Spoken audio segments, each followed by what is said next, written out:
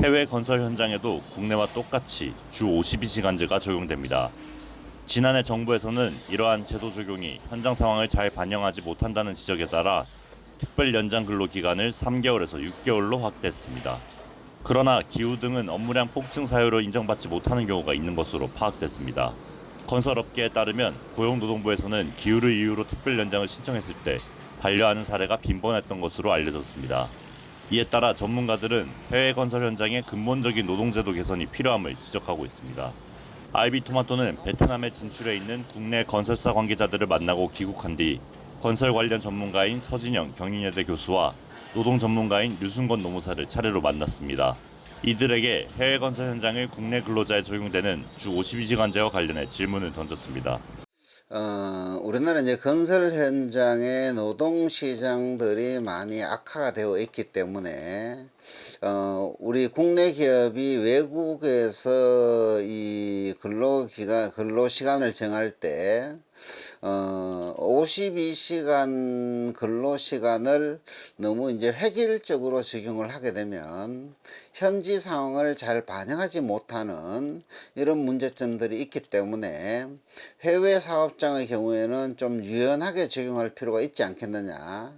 왜냐하게 되면 지리적으로 물론 차이도 있지만 그 지역의 자연 환경이라든지 우기 이런 공사 기간에는 공사를 할 수 없는 이런 여러 가지 특수한 상황들이 있기 때문에 정부에서도 노동시장을 너무 이렇게 이제 경직되게 가져가는 것보다는 유연하게 적용해야만 우리나라 건설 기업들의 어떤 경쟁력을 제고시키는데 도움이 되지 않을까 이렇게 생각을 합니다.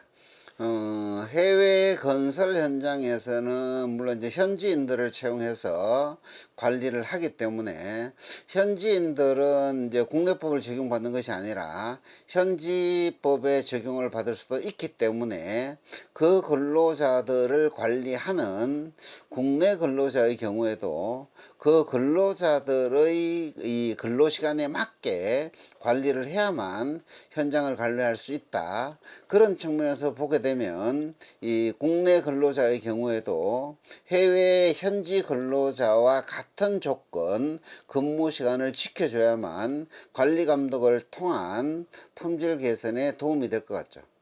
우리가 이제 해외 건설 사업 같은 경우에는 기술력을 바탕으로 수주를 하지만 기본적으로 이제 건설 단가가 경쟁력을 유지할 것으로 이렇게 보여지기 때문에 이 건설 단가나 이런 요인들은 보게 되면 어느 정도 공기를 단축하느냐가 중요한 요소이기 때문에 어느 정도 이제 건설 현장의 노동 조건들을 좀 유연하게 적용을 해야만 한국 건설 업체들이 해외 시장에서 경쟁력을 갖추는데 도움이 되지 않을까 이렇게 생각을 하죠.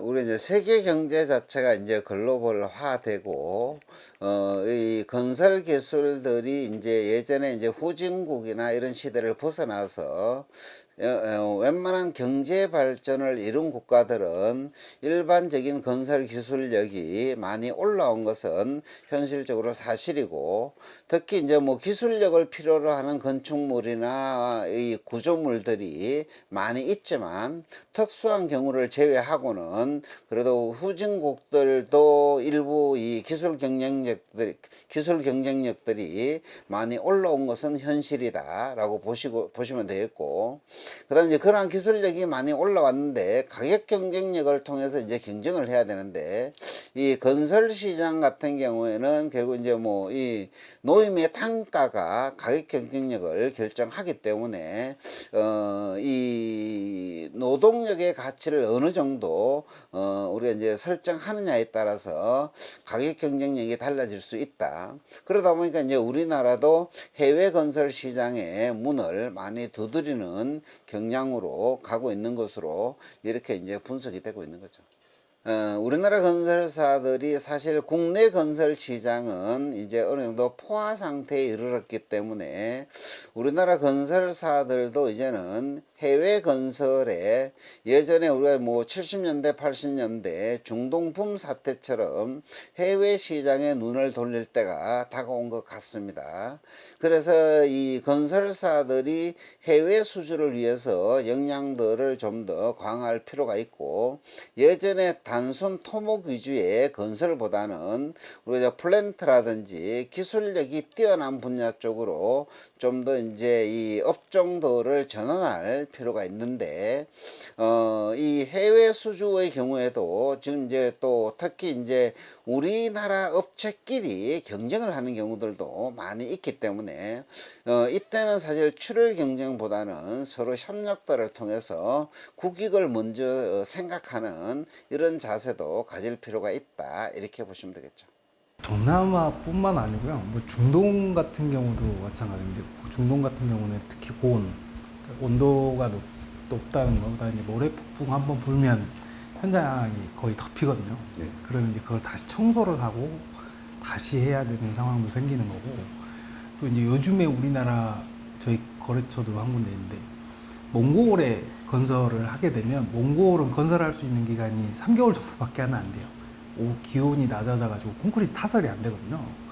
이게 기온이 너무 낮으면 콘크리트 타설이 안 되니까, 그러다 보니까 이제 그렇다고 자재를 싣고 가서 자재를 그때그때 보낼 수 있는 상황도 아니고 하다 보니까 자재는 적재돼 있고, 이 자재가 또 훼손되는 문제도 좀 많아요. 그러니까 근데 이제 근로자로 한정을 해서 보면 기본적으로는 이제 해외 파견 근로자에 대해서 과거부터 근로기준법 이제 저희가 이제 중거법 국제사법에서 중거법이라고 얘기를 하는데, 중거법이 어디가 될 거냐 가지고 다툼이 계속 있었고, 근데 아직까지 우리나라에서는 대부분 해외 파견 근로자라고 얘기를 하면 국내 건설사하고 직접 근로계약을 체결을 하고 국내 건설사가 임금을 지급하는 경우가 대부분이다 보니까 현재까지는 이제 근로기준법이 적용되는 대상이 돼버리는 거고, 그러면 결국에는 이제 주 52시간 제도가 그대로 적용될 수밖에는 없죠. 근데 그러니까 엄격하게 법을 적용하는 부분에서 주 52시간제가 좀 맞지 않는 건 맞는데, 현장에서는 대부분 근로자분들한테 동의를 구해서 이제 악조건 속에서는 이제 휴식을 부여를 하고 그 시간만큼을 좀 채우는 형태로 그냥 운용을 좀 하는 편이기는 하더라고요. 대부분의 경우에 이게 이제 어떻게 보면 법 위반이기는 한데, 일주 단위로 산정을 했을 때는 법 위반이기는 한데, 서로 어느 정도 좀 사정을 좀 맞춰서 그냥 하는 편인 거고, 주 52시간제 시행에 따라서 이제 특히 건설은 이제 공기가 중요한데, 공기를 맞추지 못, 주 52시간제를 그냥 그대로 형식적으로 적용을 해버리면 공기를 맞출 수 없는 문제가 발생을 하기 때문에, 좀 그런 부분에서 어느 정도 당사자들끼리 좀 협의해서 좀 운영을 하는 편이긴 하는 것 같아요. 이제 대부분 해외에서 건설 현장을 운영하는 회사들의 상당수는 해외 현지 법인을 설립을 해요. 근데 해외 현지 법인에 이제 우리나라에서 파견된 근로자들을 국내 건설사하고 직접 근로계약을 체결하는 경우가 일반적이지만, 해외 현지법 이제 현장 근로자들의 경우에는 해외 현지법인 직접 고용하는 형태, 우리나라 기업이 고용을 하는 게 아니고 해외 현지법인이 고용을 하게 되는 건데, 그러면 현재 행정 해석상으로도 그렇고 크게 이제 그분들한테는 우리나라 법이 적용이 안 되니까 뭐 그분들에게는 크게 상관은 없죠. 근데 이제 문제는 뭐냐면, 이제 관리직뿐만 아니라 이제 고급 기술을 가진 엔지니어분들이 가서 이제 현장을 직접 관리 감독하는 경우가 있는데, 그분들은 이 현장직들하고 같이 움직일 수밖에는 없어요. 근데 그분들이 이제 법 위반이 좀 문제될 소지는 충분히 발생을 하는 거죠. 우리나라는 해외뿐만 아니라 우리나라도 사실 좀 비슷해요. 우리나라도 마찬가지인데, 그 전에 이제 근로기준, 근로시간에 관한 이제 적용 예외 규정을 좀 폭넓게 뒀다가 이게 사회적으로 문제가 되니까 이 특례 규정을 좀 줄인 부분도 없잖아 있는 거고. 근데 해외 건설 공사 현장의 경우에는 과거에 이제 우리나라가 60, 70년대처럼 일반 근로자들이 지금 해외로 나가는 경우는 좀 많이 줄었어요. 그리고 대부분 전문 엔지니어들이나 관리직이 좀 파견되는 경우가 많거든요. 그래서 그 어떤 직무 내용이나 담당하는 업무에 따라서 좀 예외 규정을 둘 필요는 충분히 있다고 봐요. 이제 그분들은 옛날처럼 이렇게 육체적인 노동보다는 좀 관리직이나 이런 것처럼 좀 노동 강도가 약한 부분에 종사하시는 분들이 많기 때문에 그런 부분에서 이제 일본의 경우에도 이제 관리 감독자의 경우 우리나라도 뭐 예외 규정이 있긴 하지만 일본의 경우는 관리 감독자 폭을 좀 넓히고 관리 감독자에 대한 근로시간 규율을 좀 완화하는 방법을 좀 많이 사용을 하고 있는데 우리나라도 이제 그런 쪽으로 좀 고민을 하는 게 바람직하지 않을까라는 생각은 하죠. 근로기준법 자체 내용은 우리나라가 좀 센 편이기는 해요. 그러니까 우리나라가 하고 거의 일본하고 비슷하긴 한데 일본은 그래도 좀 예외 규정을 좀 둬서 조금 더 완화되어 있는 상황인 거고, 근데 이제 우리가 현재 주로 건설을 하는 중동이나 베트남이나 이런 곳의 노동법 수준은 우리나라하고 현격한 차이가 있어요. 현격한 차이가 있는 거고, 그 현지인들의 경우에는 대부분 이제 그 나라 법, 저희가 이제 서배사법, 아니 국제사법이라고 법 명칭이 바뀌는 국제사법에서도 정하고 있지만 국제사법에서는 일단은 일상적으로 노무를 제공하는 국가의 그 강제 규정을 따르도록 되어 있거든요. 강행 규정을 따르도록 되어 있기 때문에 현지인들은 당연히 일상적으로 노무를 제공하는 국가가 당연히 현지 국가가 되는 거니까 그 나라 노동법이 적용을 받는 거고, 그러다 보니까 우리나라보다는 기준이 완화되어 있는 상태여서 크게 문제되는 경우는 발생하지를 않죠. 근데 이제 우리나라 근로기준법이 그 외국의 근로기준법의 내용보다는 좀 높은 수준에 있다 보니까, 그리고 이제 우리나라는 뭐 지금도 논의 중이긴 하지만 업종이나 뭐 직업의 종류 이런 거에 따라서 어떤 차별을 두지 않고 획일적으로 근로시간을 적용하는 방식을 취하다 보니까 해외 건설 근로자에 대해서 아무런 예외 규정이 거의 없다시피 하죠. 물론 이제 인간인장 근로에 대해서 조금 예외 규정을 이번에 두기는 했지만 그거 외에는 거의 없다시피 좀 보면 되기 때문에 그런 부분에서 많은 차이가 좀 발생할 수밖에는 없지 않나라고 보여요. 그러니까 뭐 저도 아주 단순한 예로 보면 그 이슬람 국가를 가면 하루에 3번 쉽게 얘기하면 기도를 해야 돼요. 기도하는 시간이 있는데 그 기도하는 시간 동안 일을 시키면 안 돼요.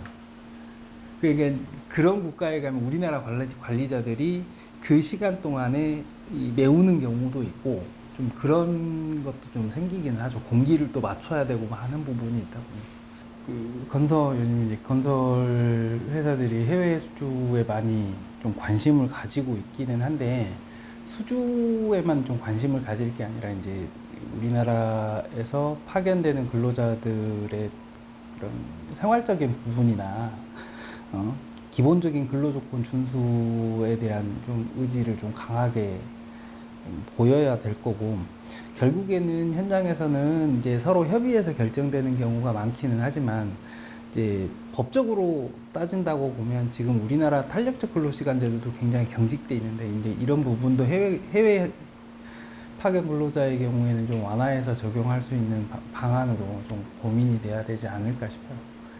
최근 국내 부동산 시장 침체 등으로 대다수 건설사가 어느 때보다 적극적으로 해외 진출을 도모하고 있는 시기인 만큼 정부의 개선안이 시급하다는 지적도 나왔습니다.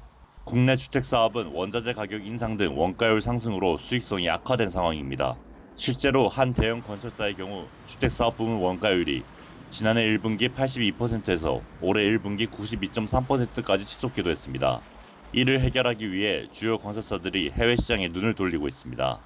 서 교수는 국내 건설 시장은 이미 포화 상태에 이르렀다고 판단된다며 이제는 우리 건설사들이 해외로 눈을 돌릴 때인 만큼 정부 차원의 깊은 고민이 필요하다고 말했습니다. 이처럼 전문가들도 해외 건설 현장에 주 52시간제가 적용되는 것에 대해 부정적인 입장을 나타냈습니다.